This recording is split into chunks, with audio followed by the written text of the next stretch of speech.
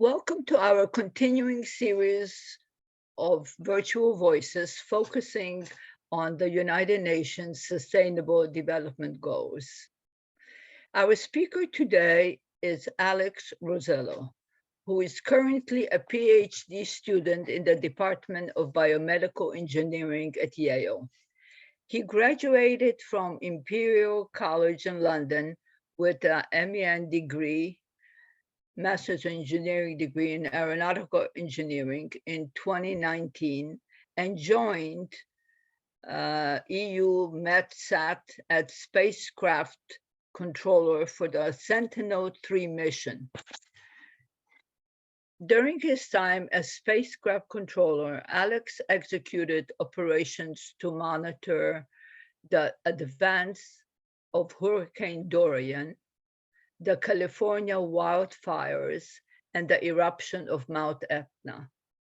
As a former WIT intern, Alex is really passionate about the technological benefits space research can provide to emerging economies and the world. Over to you, Alex. Thank you so much, Dr. Durbach, and good afternoon, everybody. I'm going to start sharing my screen. Hopefully people can see my screen.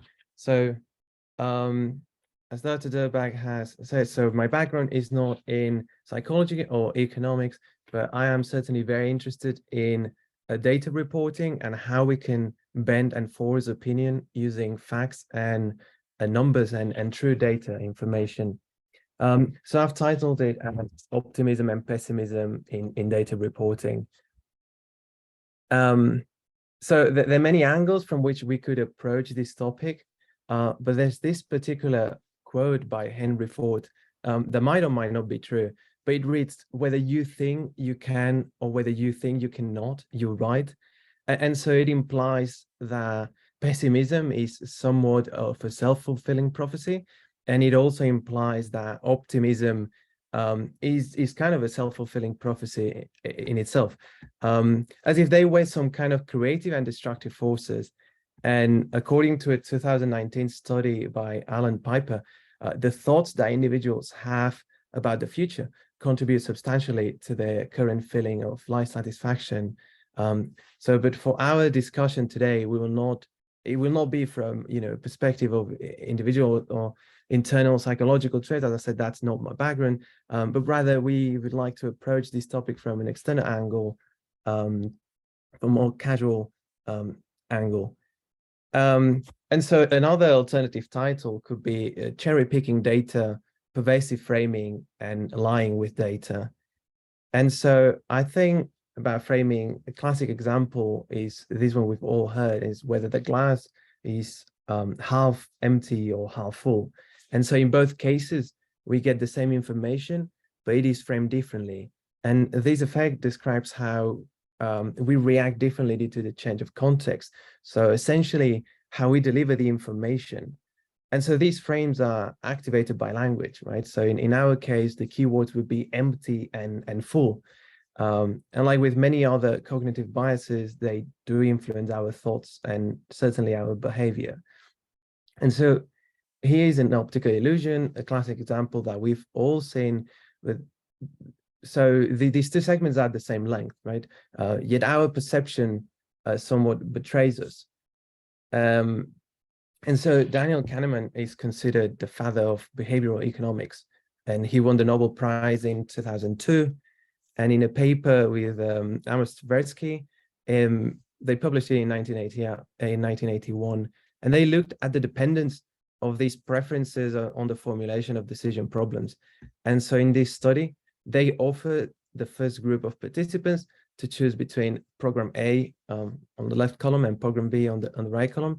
And so it went something like this. So you have a group of 600 people, and in program A, you say 200 people will be saved. And in program B, that statement that is written there. So there's a third probability that 600 people will be saved and 2/3 probability that no one will be saved.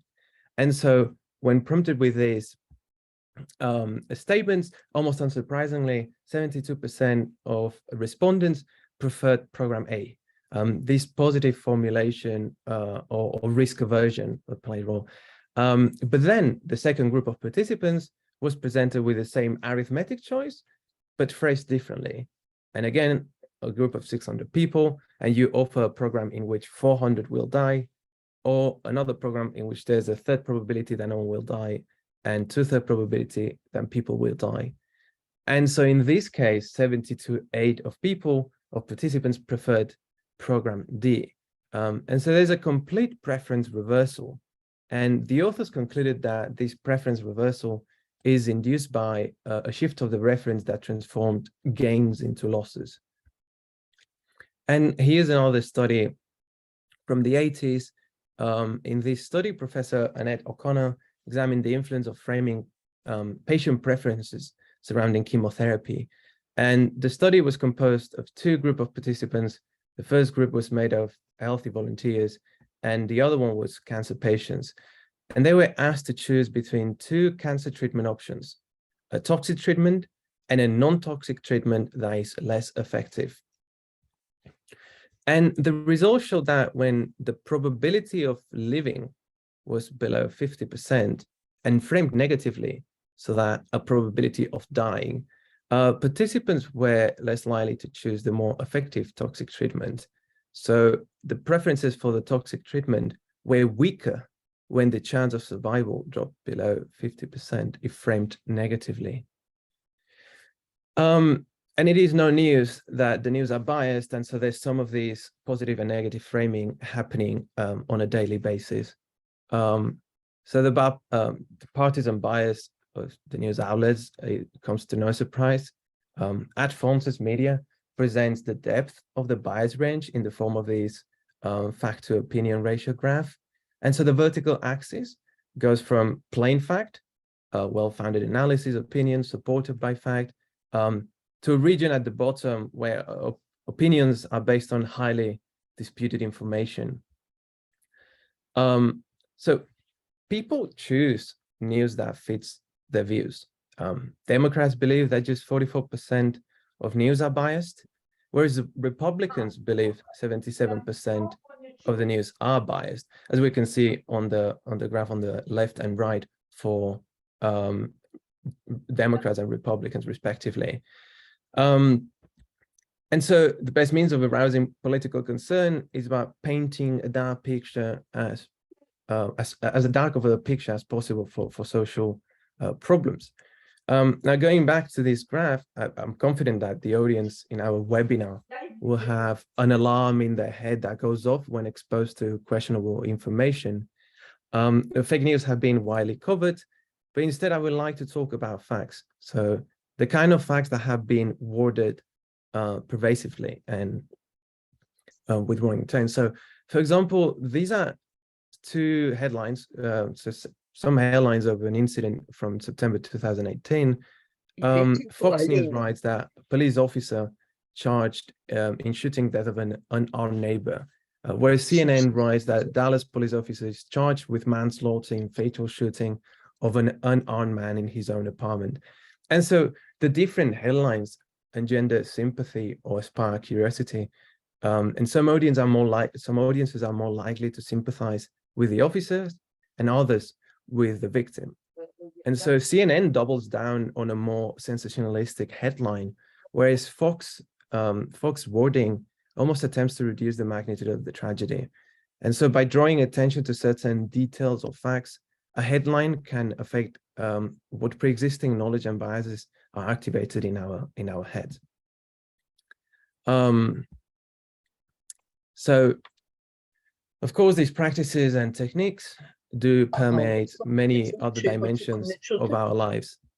So in 2007, Colgate was ordered by the Advertising Standard Authority of the UK to abandon a claim that they say, oh, more than 80% of dentists recommend Colgate. And I do apologize for the low resolution image, but it's from some decades ago.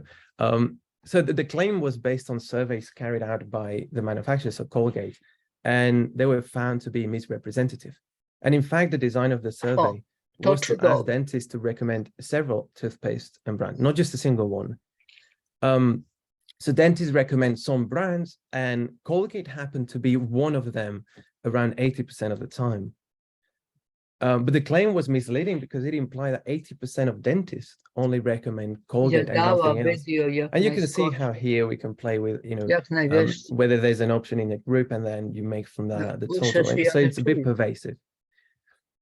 And so again, in this ad from 2009, Verizon claims that it has 5 times more 3G coverage than AT&T. And MAP is quite unforgiving towards Verizon's rival, AT&T, and so AT&T did file a complaint.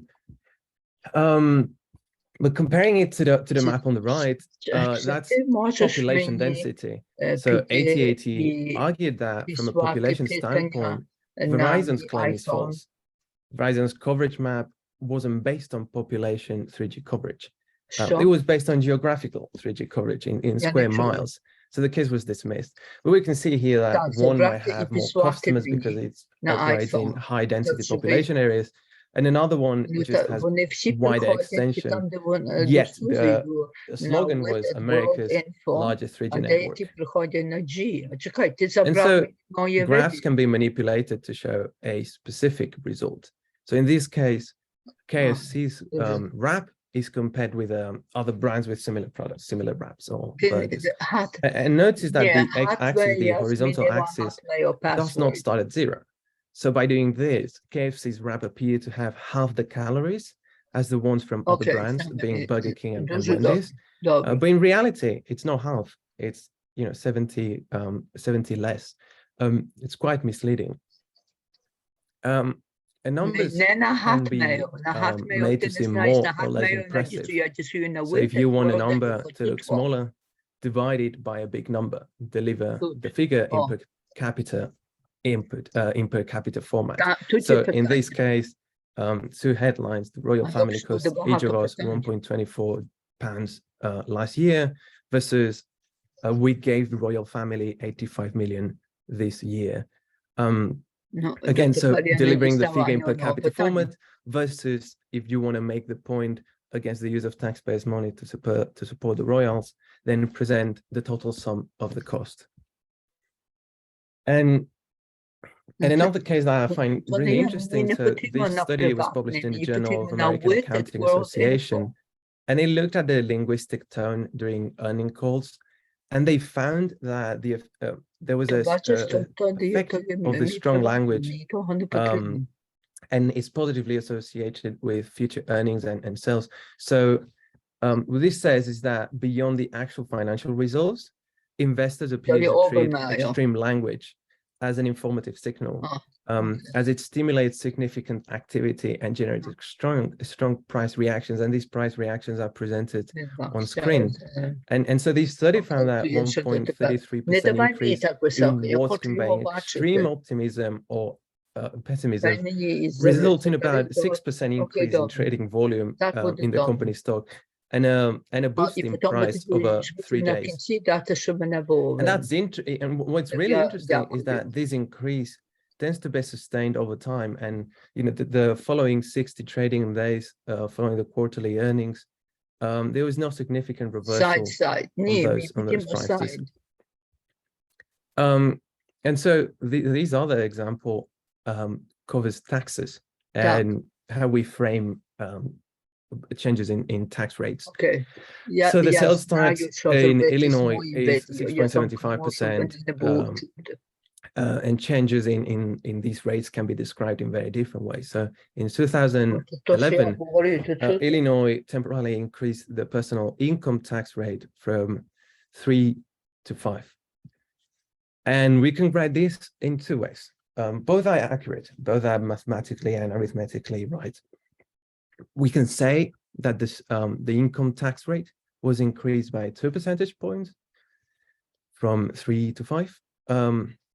Or we can say that the state income tax had been raised by 67%, and this would be a percentage change. And it is not hard to anticipate who will use which one of these ways of framing the number, right? So the Democrats that engineered this tax increase, of course, focused on the absolute change. Republicans that were on the opposition focused on the percentage change in the tax burden. So that 67% figure is slightly more striking. And they made the point that a 67% does actually describe more accurately the impact of the tax change, because that's what people are going to have to pay the government that has really gone up by 67%. Essentially, these two ways of presenting this information juxtaposes the amount of money people care about versus what it is calculated. And another example, so there's Gabminder, this website from Factfulness, from the Factfulness book and family. We have to be careful about the sample bias. So if we go on the website and we go towards the richest end of the scale, it shows countries that certainly are not representative of the countries with higher, with the highest GDP per capita in the world. So again, we must be careful about sample bias and how representative those data sets could be, or the information that is presented. And then there's other cases that I find absolutely hilarious, but I think they illustrate fairly well that we must be careful about correlations and some claims of causality. So these are incredibly absurd, but they are hilarious because they illustrate this fairly well. So in this case, a graph or two lines almost perfectly overlap. They present the US spending on science, space, and technology, and it appears to be correlated with suicides by hanging, which again, it is completely absurd, but there we go. So these are two trends that appear to be parallel and overlapping. But of course, hard to believe that there's any kind of correlation there. I got some more of these. Some of them are interesting. So in these ones, so there's some plots. There's a line of divorce rate in Maine and per capita consumption of margarine, which again, how correlated could these two things be? Another one looks at the worldwide non-commercial space launches and the number of sociology doctorates that have been awarded in the US.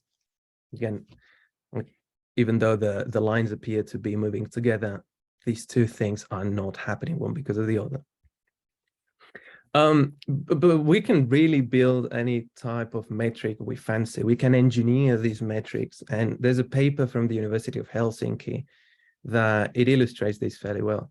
And so they explore the links between economic growth, testosterone, and risk-taking and self-esteem. And they feed a line to the data and claim robust statistical links. And they also, in the end, hopefully, warn that until more rigorous studies verify their findings, the male organ hypothesis should be taken with reservations. But here we can see that even though we have data, we feed a statistical model and we claim some robust statistical fits, we must be very aware of what we are showing and what the data is saying and what information is being presented. At the end of the day, statistics are agnostic and dumb, so we must interpret those and make sure that they make sense. And so, yeah, another one of these silly examples that are certainly not correlated, but would be autism and the sales of organic food. You could imagine some claims or a debate happening around this topic, but certainly not correlated. And so there's pervasive ways of presenting information. And so in 2015, the Republicans in the US Congress questioned Cecile Richards, who was the president of Planned Parenthood. And this was the graph that was presented in Congress as a point of emphasis. And the chart was created by Americans United for Life, an anti-abortion group. It does not include a y-axis with reason. And it seems to indicate, if we look at the numbers on the right side, it seems to indicate that 327,000 is bigger than 935,000. One is cancer screenings and the other one is abortions. But if we define those axes, of those y-axis, then it becomes evident that while it was indeed true that the number of cancer screenings had in fact decreased, it outnumbered the quantity of abortion procedures performed yearly. So again, these, even though they do present the absolute numbers by removing the y-axis, it gets the perception across of a kind of a shift in preferences, if one will. This shift in trends could be a shift in preferences, and then, you know, a political point can be made. And so this duality exists also in climate change. A person can be pessimistic concerning climate change as an unmitigated process, and optimistic concerning the mitigation of climate change. Alternatively, they could be pessimistic concerning one specific mitigation and optimistic concerning another. And so some authors suggest that the diversity of pessimistic and optimistic views is due to the uncertainty of scientific climate models and the influence of ideological assumptions.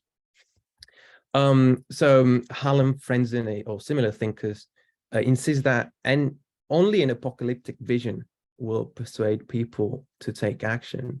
But in reality, as so there's an environmental journalist, Hannah Ritchie, and she observed that once anger transitions into hopelessness, we do struggle to achieve much at all. And so this is a graph that presents the average global temperature by year, and it captures the average temperature in each year since 1880. An upwards trend is fairly clear, but we can hide this trend, right?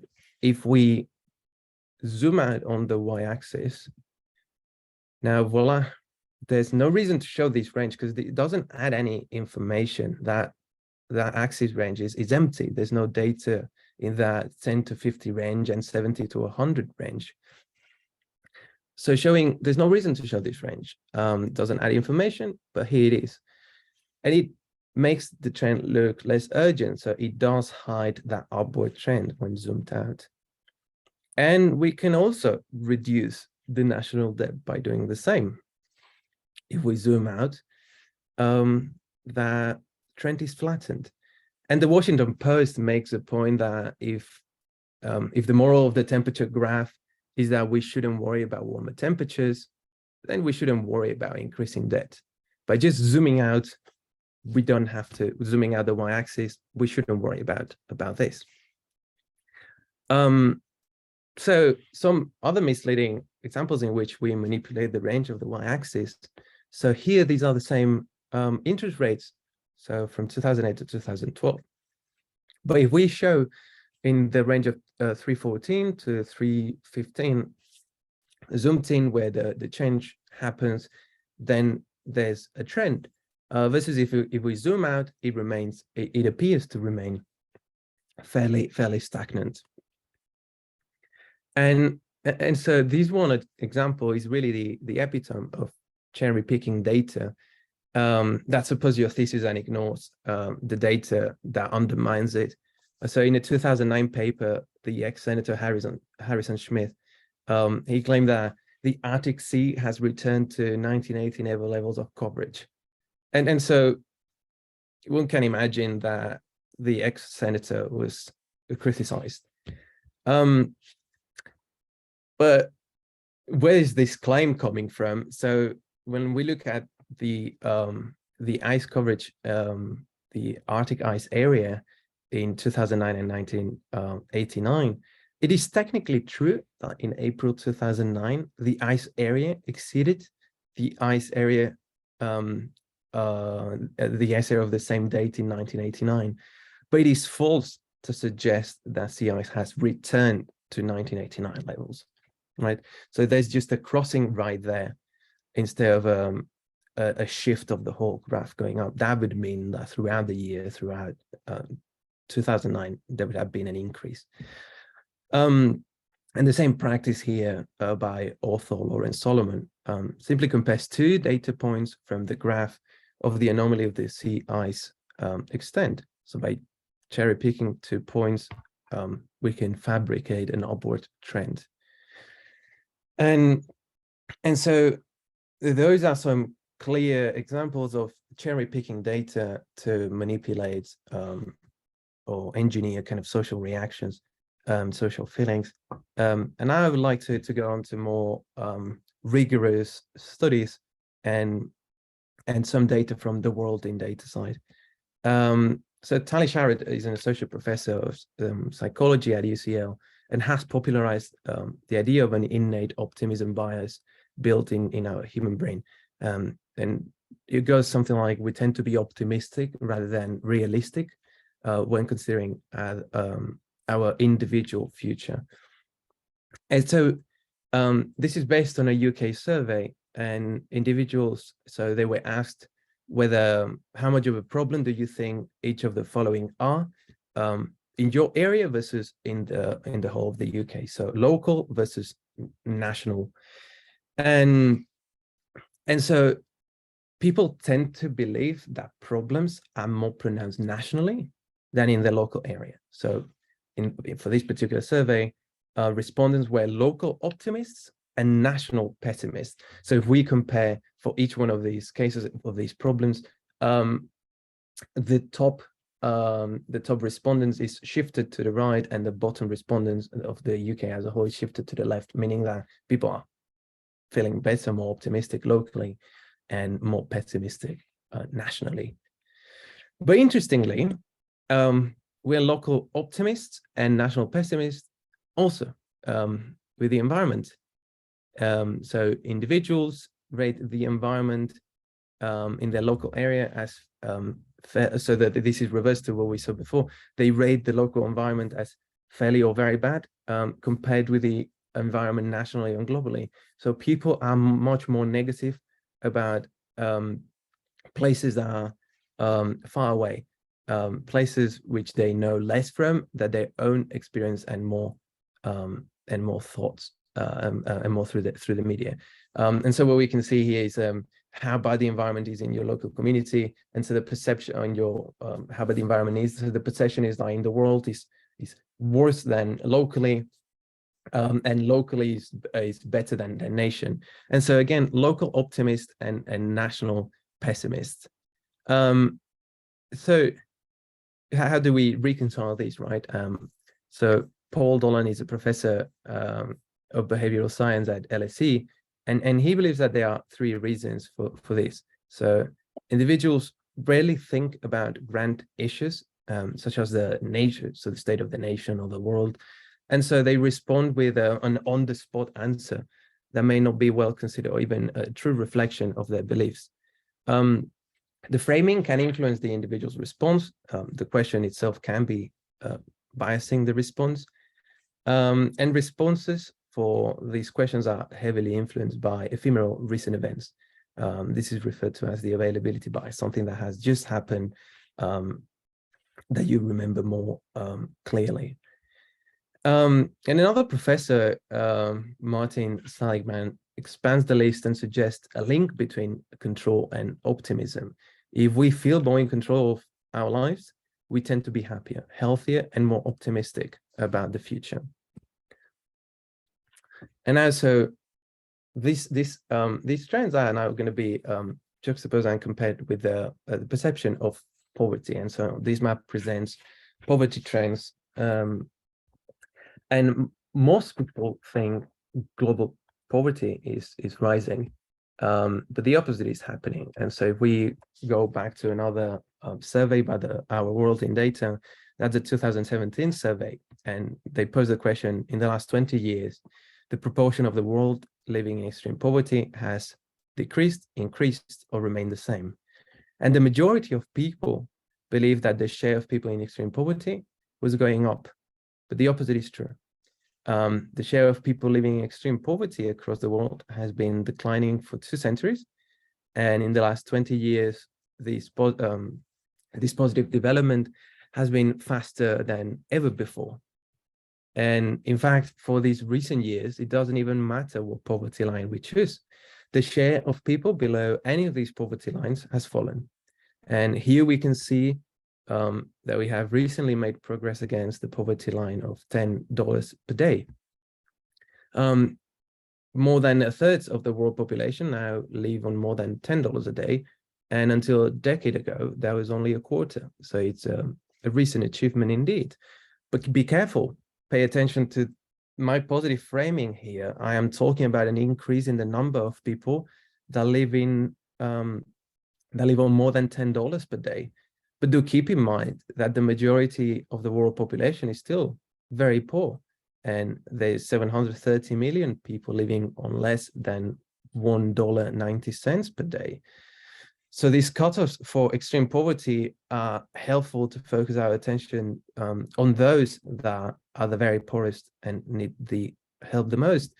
Because don't be tricked, 500 million people are still living in poverty. So that the prediction that 500 million people would be living in poverty in 2030.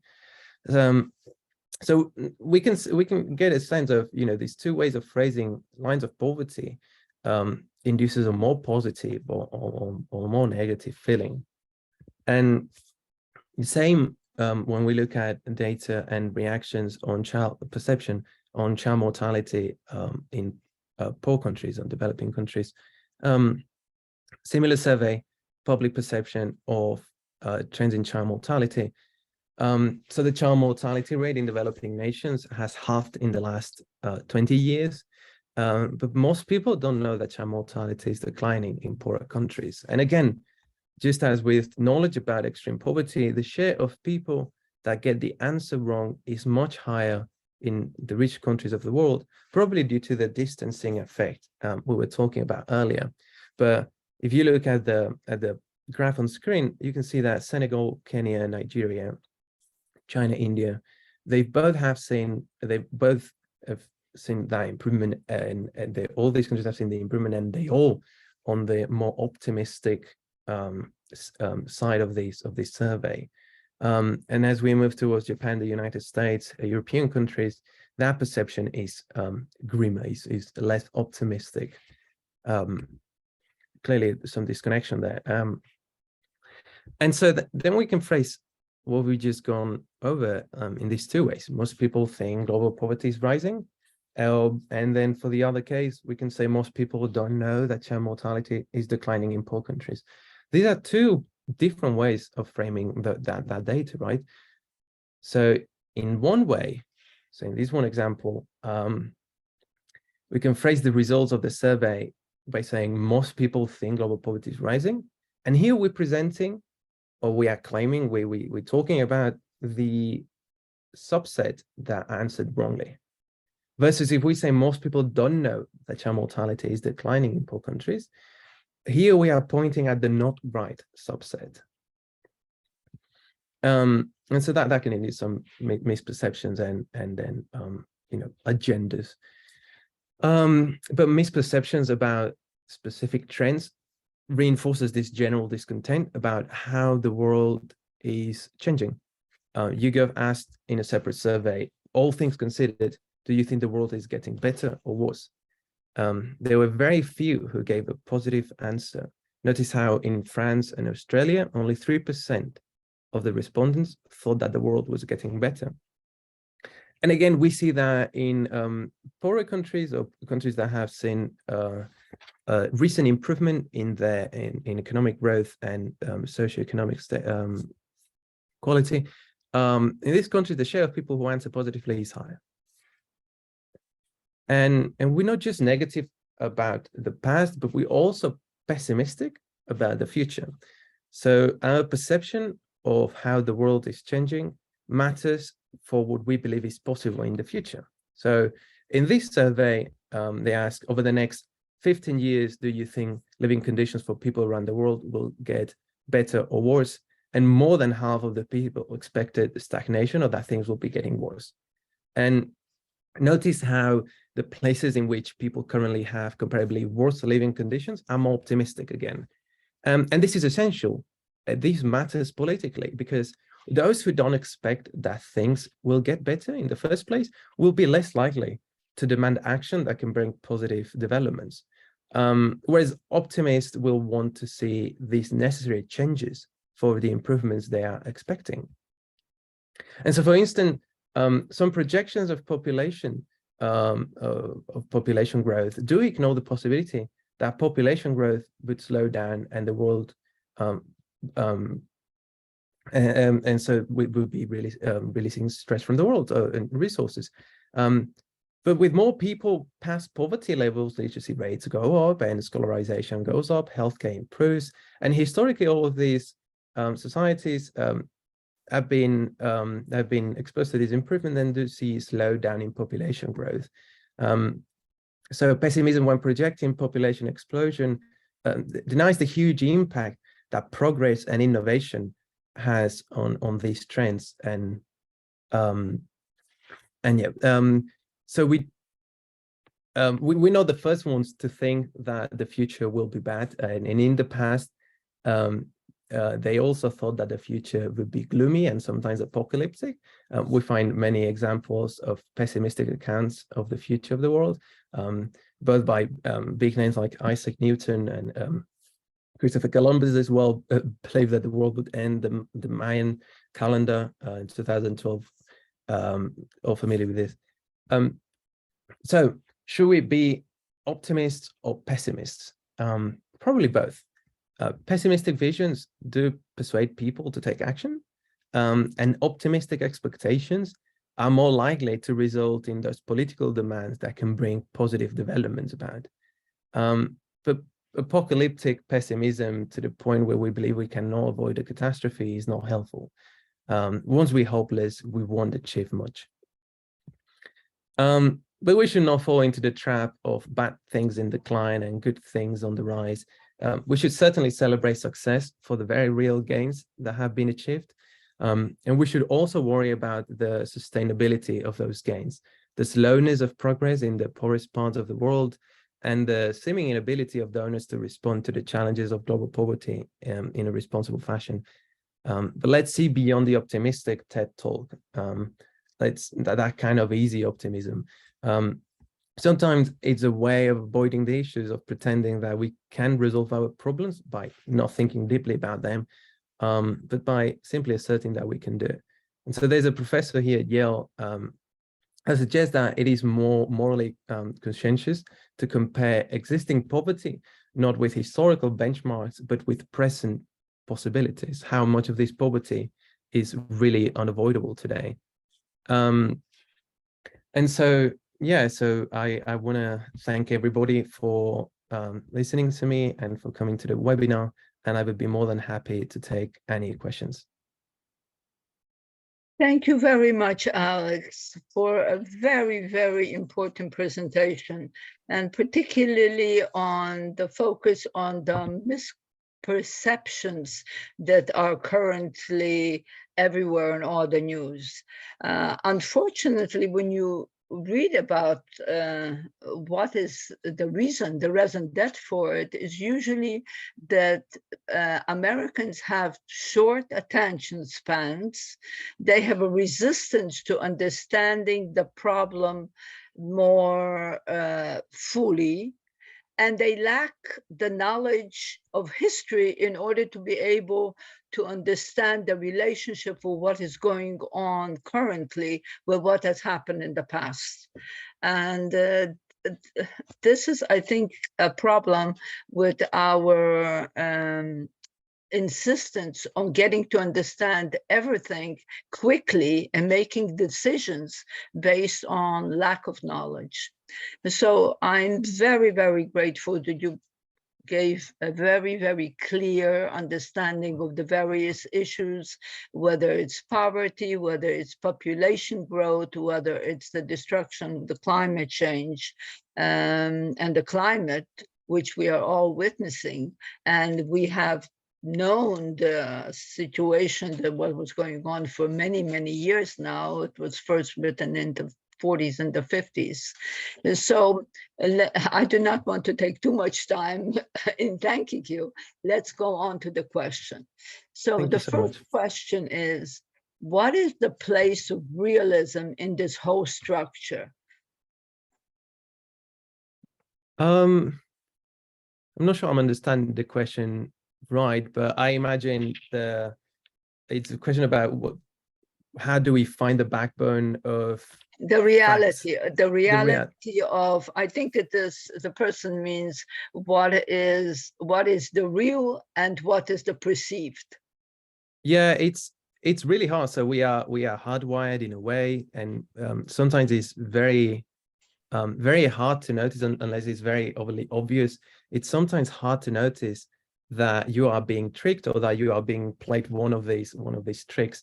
I would say that the easiest way for me to find the facts, it's kind of bound between sources, because if you swing between, you know, trying to some sources trying to convey a more optimistic versus a more pessimistic, more sensationalistic reaction, if you bounce between those, essentially you're going to pass through the middle, if that makes sense. So if you imagine on that chart I presented before, with the more liberal conservative kind of scales, if you bounce between those journals or those sources, eventually you're going to cross the middle, right? That's a way I find helpful to find the core truth or the core fact, if that makes sense. And it's just comparing the coverage of certain news or bouncing between sources on, you know, every other week and whatnot. But I would say the middle will be somewhere. So this is a cluster of information sources.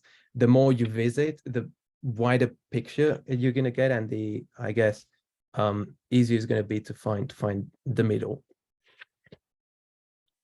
Thank you. Next question is, how can we prevent the impact of overly optimistic or pessimistic information from social networks and advertisements? Yeah, this is a great, this is a phenomenal question. Well, we are on the receiving end here, right? So we can't do much about these overly optimistic or overly pessimistic attempt or framing in a way. What we can do is, you know, kind of listen to it or read it with a critical mindset. And is there an agenda behind this claim, and is there, you know, attention being removed from elsewhere or attention being drawn somewhere? Again, there's this duality in which we need some kind of pessimism to identify the problems that require work. At the same time, we also require an optimistic mindset to, when we identify these problems, we must think that we can achieve that we can succeed at tackling these problems, because otherwise, what's the point in trying if we already give up, if we are hopeless, right? I think that being on the receiving end is the first step, is just being aware that these are techniques and these are subtle biases that are induced, and then really, when something is suspicious, we all have that alarm that goes off when we read something that smells of fake and maybe slightly you know, manipulated. Then don't be afraid to ask and find another source or find an alternative claim.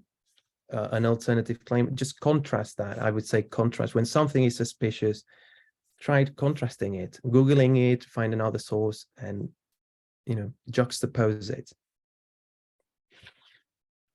Thank you. The next question is, to what extent does pessimism or optimism affect our perception of reality?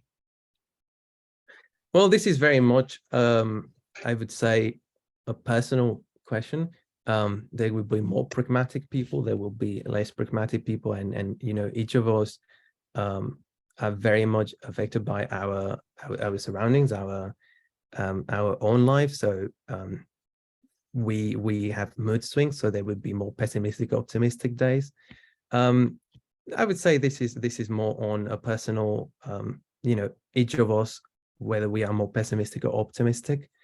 Again, I I don't know much, or my background is certainly not in psychology, so I can talk much more about this here, but here is more about the being able to identify when statements and information is framed in this way, trying to trigger certain reactions and feelings. But certainly there would be a predisposition for an optimist to buy onto an optimistic framing or sentence versus a pessimist is more, prone to buy into the pessimistic framing, I would say. Thank you, Alex. The next question is: the predominance of negative news clearly prevails in the media space of Ukraine. In your opinion, how much does the display of information change the course of political and social events? Well, I think this is a phenomenal point, and I think it illustrates fairly well what we've been talking about. The pessimism in terms of there is clearly an aggressor, and there's tragedies happening on a daily basis, and these negative portrayal brings urgency and attention to problems. Now, if this pessimistic, or at least in my opinion, if this pessimistic kind of a view was to prevail, then, well, what's the point of doing anything, right? This aggressor is rather powerful, one of the superpowers in the world.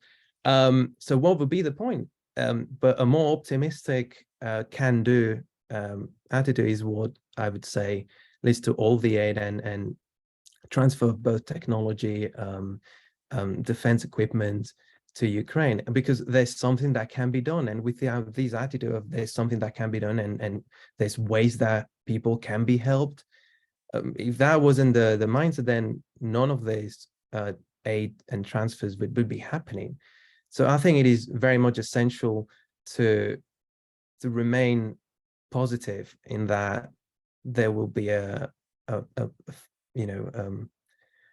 not going to say a positive outcome, but there's from the outcomes, the possible outcomes, we have to remain positive and optimistic that there's going to be a comparatively better resolution than if nothing was done. Next question: to what extent do you think that media can affect the influence of the reader, and which media is actually most realistic? Oh, I think, yeah, this is great. I have, towards the beginning of the presentation, I showed this plot from it was at Advantage Media. You can visit this website. It's you can find this graph there.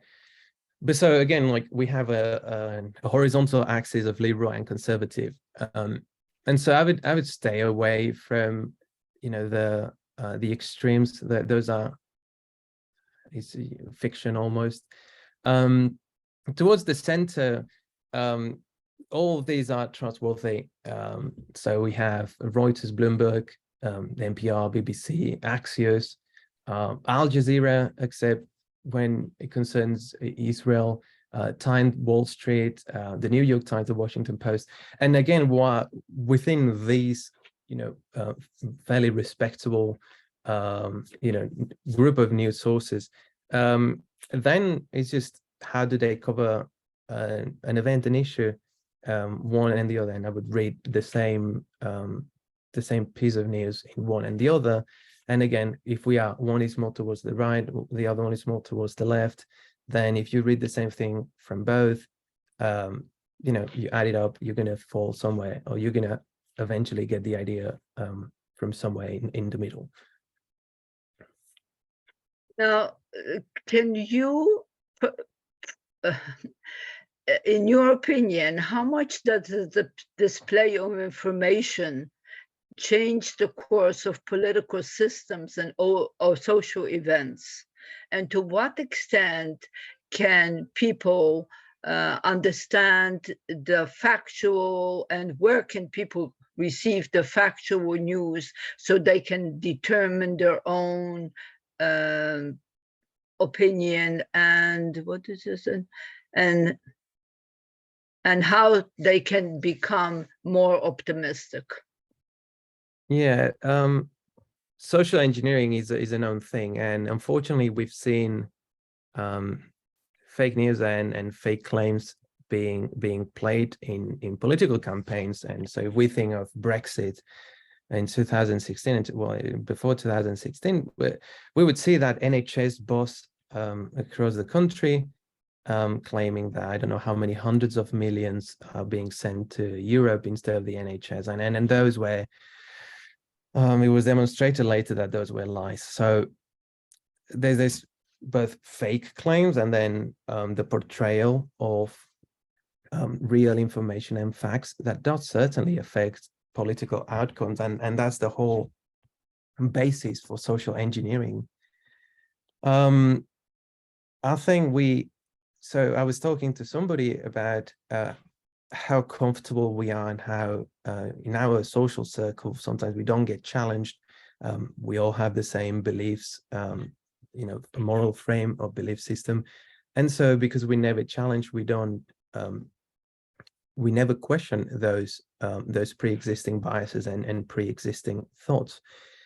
I would say that having discussions, having arguments, having debates with people, stepping outside of your comfort zone. I know it's very niche and it's very slogany, but really going to meet other people and talking to people who do not share the same views, I think that is a great exercise, because that both, is an exercise in critical thinking. Is a way of both thinking of your own pre-existing perception, and it's a way of including another angle that could be complementary or could simply juxtapose with your views and the truth. But I think discussing, debating and dialogue with people is just the key, because not all of us are the same, or believe the same, or think the same way. So contrasting those views is a great exercise.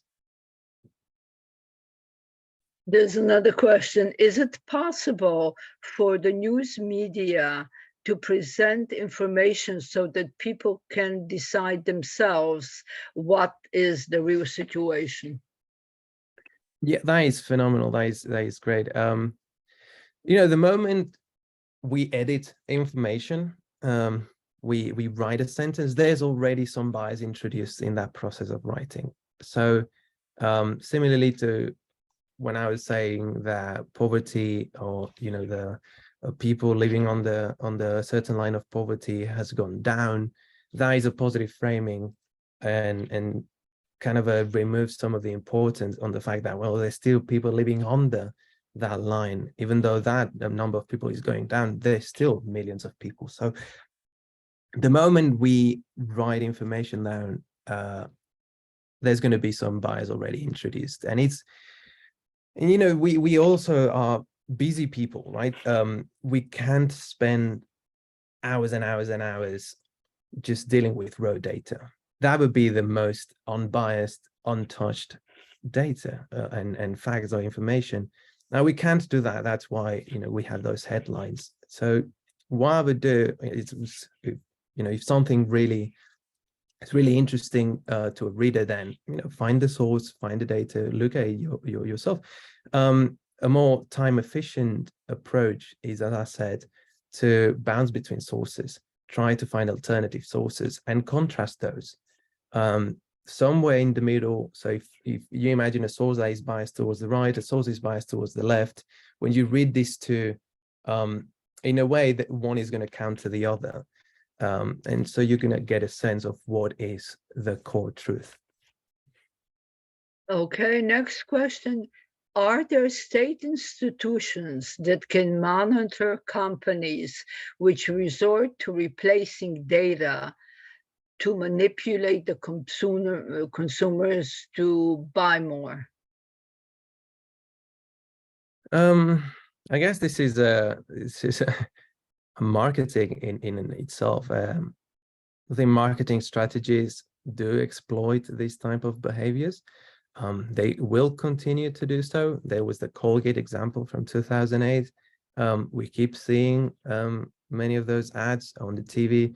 The format and the vector through which these ads are delivered changes. And nowadays, given how much personal data is available and the tailoring that can be that those ads can be delivered in a very tailored manner, it might become harder to filter those ads and those reactions. So yeah, it's going to become harder. I don't really know how this can be, or we can in a way defend ourselves from these practices.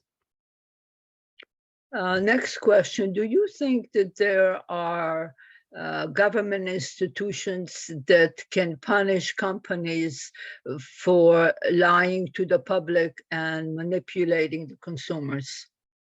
Yeah, no, there's many instances, both I think the Federal Trade Commission, who is it, like, isn't Elon Musk, I think, is on trial now and is going to court this week for that one tweet where he claimed that he had secured private investors to take Tesla private. That affected certainly the price, and investors of Tesla were certainly unhappy. So some of these practices don't go unpunished. Now, it depends on to what extent. There's certain manipulations that are very obvious, and there's wrongdoing. Others are more subtle and might fly under the radar. But there's certainly an Overwatch Commission and institutions and organisms are in charge of making sure that these practices are not exploited to an abusive end. This is a question that I would like to ask you regarding your research. You know that when you read a lot of the optimistic or pessimistic perspectives on different kind of candidates that go into the office and affect the lives of many citizens, is there any way that the government can make sure that whatever they are publishing about a certain individual that is going for public office is an individual that has a lot of integrity and does not have a history of lying and manipulating? You probably are reading the current notes about certain people. Do you have any opinion on what possibly can be done to eliminate that? The thing about these, the way campaigns work in the US, I think is I'm fairly critical of the infinite funding that they can have, because in some other countries, when a candidate there's proof of wrongdoing, of misleading behavior, the coverage on that would certainly affect the chances of this candidate to being elected to office. But in the US, given that there's no capping on the funding during the campaigns, that noise that would eclipse this person's popularity because of those wrongdoings is very much then overwhelmed by an avalanche of positive campaign. Because again, money is not capped for political campaigns. So there's when there's a pushback, it very quickly is responded with dumping more money on marketing campaigns. I think the New York Times, Al Jazeera in a sense, and Reuters, I suspect they do, or I feel like they do a very good job at sometimes presenting facts in raw, unprocessed fashion. But I wish it was more prevalent. I wish it was more prevalent, and I wish people checked those resources and didn't buy into easy slogans. This lobbying to this extreme and uncapped, this is, to my view, institutionalized corruption. This serves individual interests and small group interests, not, democracy in essence should be representative democracy. So by adding these pressure groups that act with an unlimited amount of pressure, that defeats the purpose of the representative democracy. That's no longer the case. It is indeed, to run a democracy and to run a campaign, money is needed. So to some extent is understandable, but uncapped it's tragic, it's corrosive, and it's pervasive. And to my view, it's a way, the way I kind of see it is institutionalized corruption. In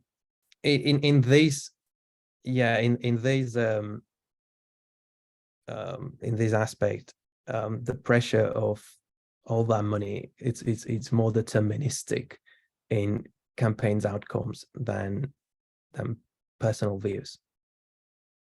Well, what you're saying is very, very true. And of course, I agree that we know that since Citizens United was passed in the early 2000, I think 3 or 4, it has really corrupted the American political system. In Ukraine, the system has been corrupted for a very, very long time. And as you know, they had a couple of criminals that became presidents. But then on the other hand, the population had little influence on this. So when the country does not have a political system in place that has the responsibility to select representatives that will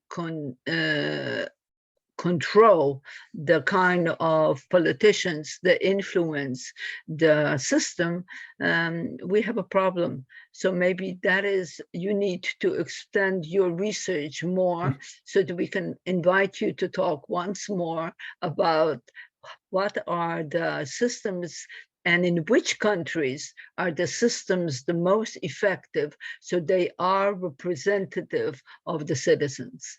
And with that, I want to thank you for very, very wonderful presentation and wish you a very, very good and happy 2023. Hopefully we'll see you again soon. Thank you so much. Thank you for having me. You're all most welcome. Take care, Alex. The rest of you have a good week. Bye-bye.